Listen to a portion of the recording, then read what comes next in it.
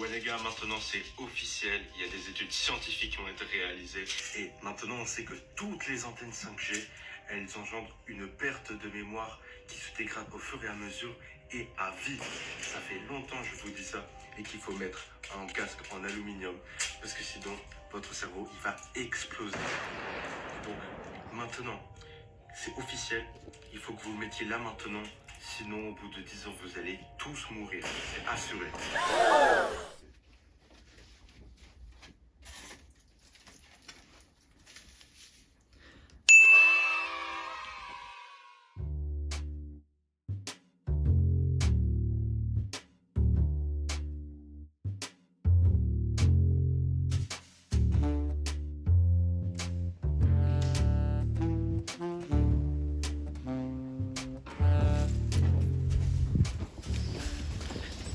Et Adam, t'as vu la dernière vidéo de Nico Caca18?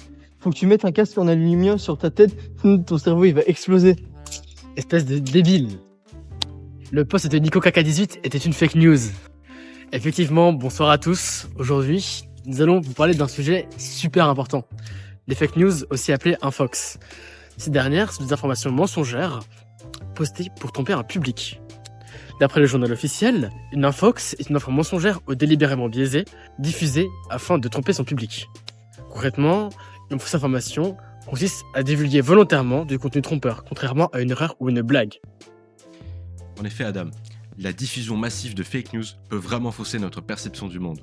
Elle renforce nos opinions préexistantes et crée des bulles de filtre où on ne voit que des informations qui nous confortent.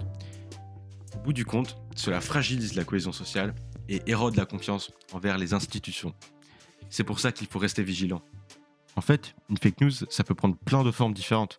C'est ça qui est déstabilisant. Parfois, c'est un titre racoleur pour attirer les clics, et d'autres fois, c'est une photo ou une vidéo truquée, ou bien un article entièrement inventé.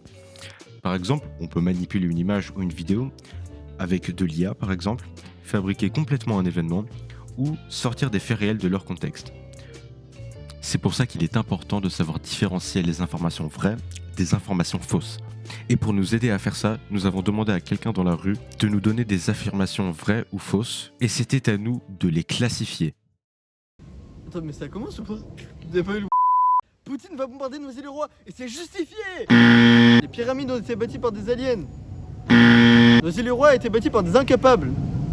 La Terre est plate. Noisy-le-Roi n'existe pas. Il y a beaucoup de choses à faire à Noisy-le-Roi. Monsieur Levallois est le meilleur professeur. Le lycée Corneille est un bon établissement. La meilleure chose à faire à Noisy-le-Roi est de partir.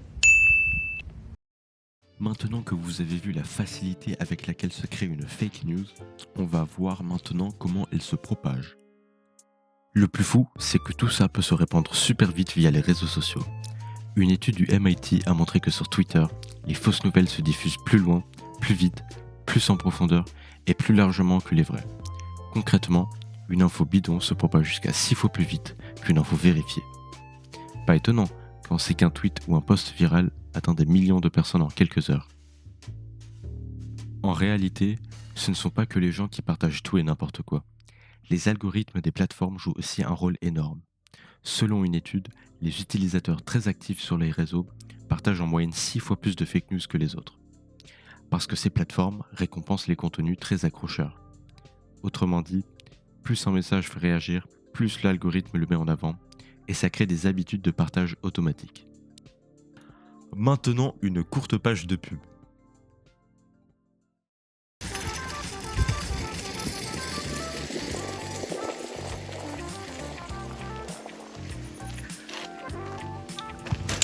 Faut savoir comment je suis aussi cool?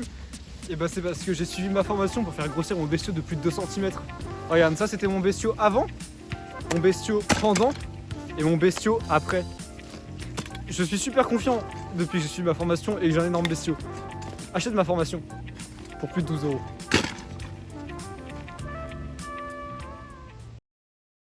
Pas besoin d'être un extrémiste pour que votre fil d'actu déborde de mensonges.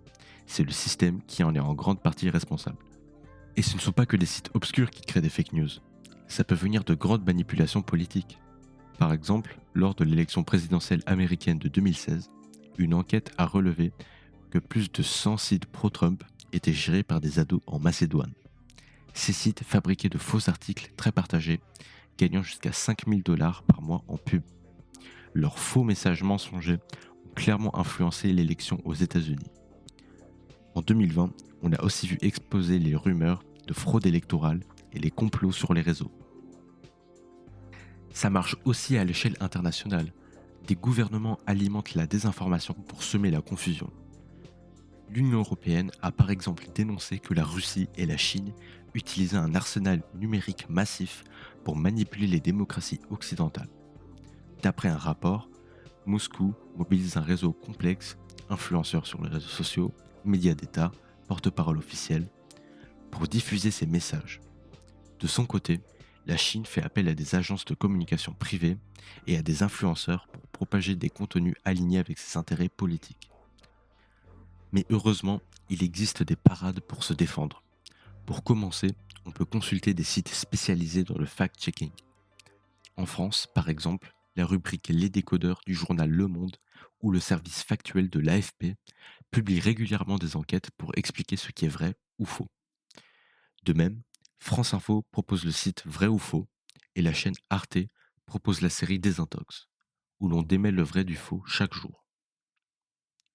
Quand un post vous semble louche, c'est un bon réflexe d'aller vérifier sur ces plateformes. Il existe aussi des outils dédiés.